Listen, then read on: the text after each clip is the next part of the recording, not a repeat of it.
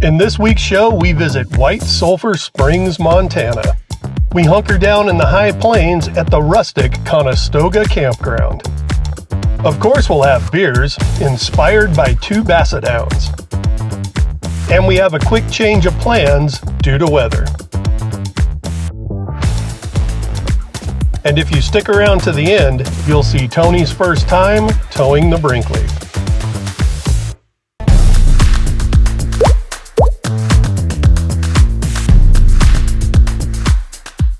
Well, hello kids.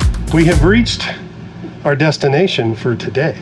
And the next 5 days. And that destination is White Sulphur Springs, Montana.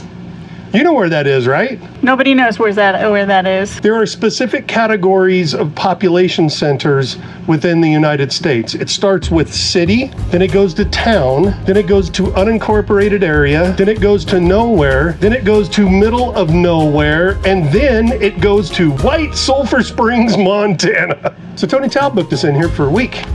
What was you thinking when you booked us in? I don't know. Fair answer. I liked the name.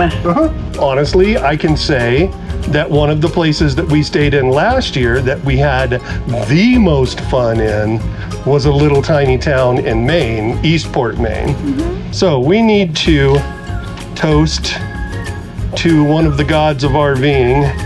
And I think the one we need to toast to, because we haven't toasted to her in a long time, and we have not had any slide problems. Sure. So here's to Slidera, the goddess of slides, for endowing us with slides that work and don't break. Thank you, Slidera. Welcome, kids, to White Sulphur Springs, Montana. The middle of nowhere.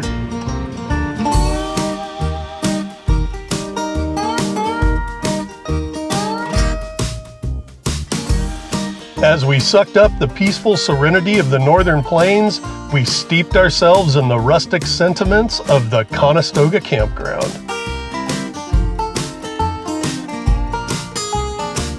It had a lovely western motif, complete with a silhouetted pioneer family. And the neighbors' equine accessories made it feel like you were in the middle of a Fellini film. Well, hello kids. It's a Wednesday here in the thriving metropolis of White Sulphur Springs, Montana. Do you know what it means that it's a Wednesday, Toni Towe? Things are starting to open up. Things are actually opening up, including a brewery. There's one brewery in town called Towe Bassets Brewing. I'm gonna assume it's dog friendly. Well, with a name like Two Bassets and with two Basset hounds as their logo. They don't serve food, so they should be dog friendly. Speaking of food, what'd you find hiding in there now? Is this like special secret treat? Does she hide stuff down in there? She does. Was there another Funyun down there, Gracie?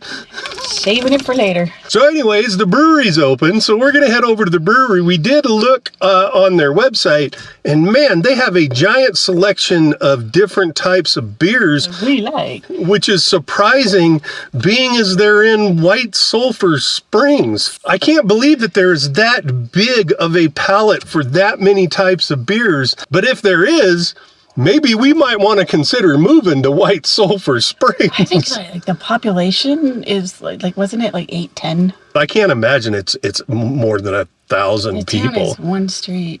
That's maybe 2 blocks long. Yeah. And in those 2 blocks are 5 bars and 1 brewery. So I imagine there isn't a whole lot to do here in White Sulphur Springs except drink.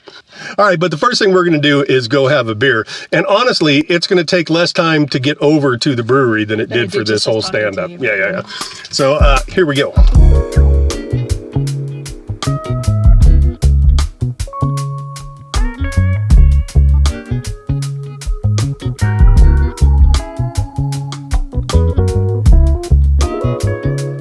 Well, Two Bassets Brewing is dog friendly, but not inside the tap room. So we're out on the porch with Gracie Girl. You wound up with a, what is it, a pineapple? Pineapple coconut. Mine's just a blood orange wheat.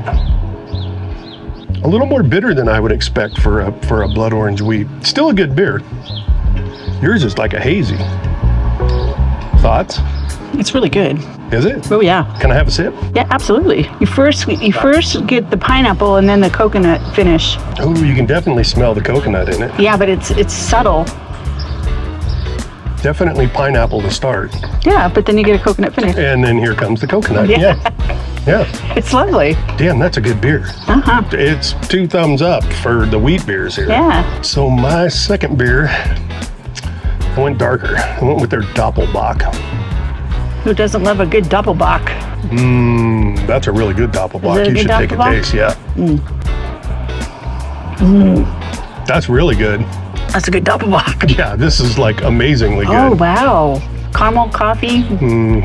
I could stay here and drink this all day if it wasn't for that silly Montana law that I can only have 3 beers in a brewery. That's really good. That's a damn good beer.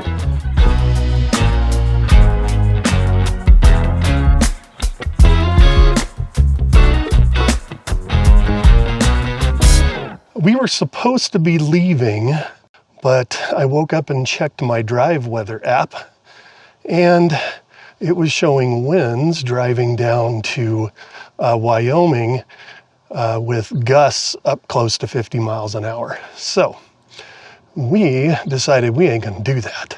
And we're able to extend a day here in White Sulphur Springs. But this is a good lesson. If you guys are out camping and you know you're on a day that you're supposed to be moving somewhere, check the weather. And if the weather is not good, if you're gonna have big strong winds, it's not worth it, man. Don't take the chance. Just extend a day where you're at, especially if the weather's gonna clear up the next day, which for us it is. Tomorrow the winds are supposed to be, back down below 10 miles an hour. So yeah, one more day in White Sulphur Springs. Well, all right, kids, today is a very special day here on our RV Sunsets. Why is that, Toni Towe? I don't know. Toni Towe has decided today is the day that she's going to drive the rig, including backing it up to hook it up. Well, we'll see, won't we? So climb in, Toni Towe, and let's make this happen. And like I said, adjust those mirrors to where you can see the landing gear in the mirrors, in both mirrors, and you want to line up the side of the truck with the inside of the landing gear. All right, so pull forward a little bit. I can't tell you right now, you're a little bit to the driver's side. You have to come to the passenger side. All right, let's let her do this. All right, come on back, come on back. Stop right there, let me see where you're headed. You still got to go about 6 inches to the driver's side. So just go forward, move the truck over about 6 inches to the passenger side. My apologies, passenger side. All right, come on back. Now keep coming. Stop. Slow. Keep coming, keep coming.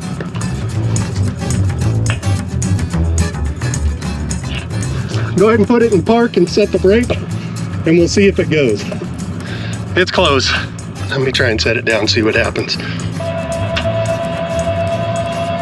Who's more nervous, you or me? Me. Tell Toni Towe she did a swell job down in the comments. Tell Michael Towe he did an okay job directing me. Okay, I take that back. Don't tell Toni Towe she did a swell job. Tell her to clam up. All right, we're finishing up our hookup. You've seen all this other hitching up stuff, so I'm gonna stop this for a minute, get us all hitched up, and then we'll pick up Toni Towe on the road.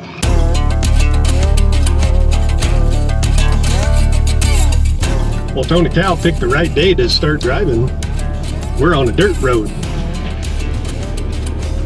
Having fun? Sure. Wonder how long this is gonna last. Right. All I see is dirt road.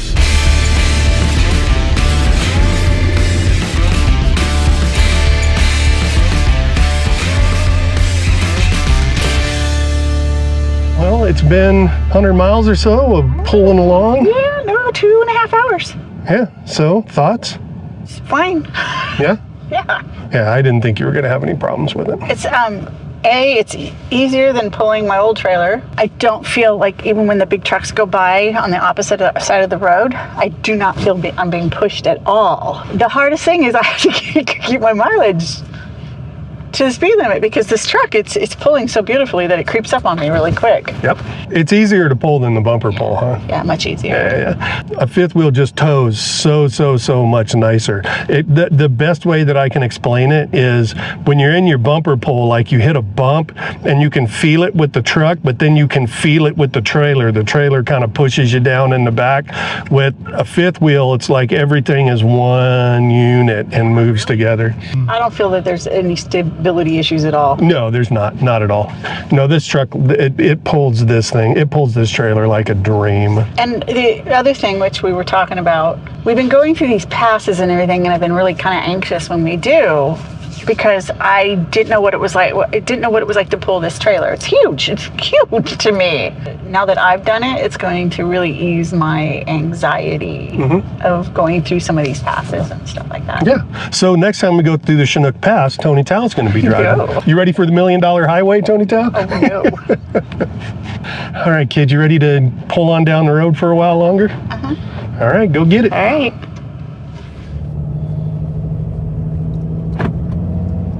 Toni Towe is discovering the joys of an exhaust brake. It's lovely. You rarely touch your foot brake. Get it in the right gear and it just goes. We got to come up with the exhaust brake song, Toni Towe. No kidding. Going downhill, don't give me the shakes because I got in. Exhaust brake. Nice. Toni Towe just had a lady in a little yet red sports car come flying around her, then pull in front of her, then grab their phone and slow everything down. Right here. They're from Florida. Florida. Get off your phone, Florida. All right, we're coming up on the traffic circle, the roundabout that Toni Towe has to do.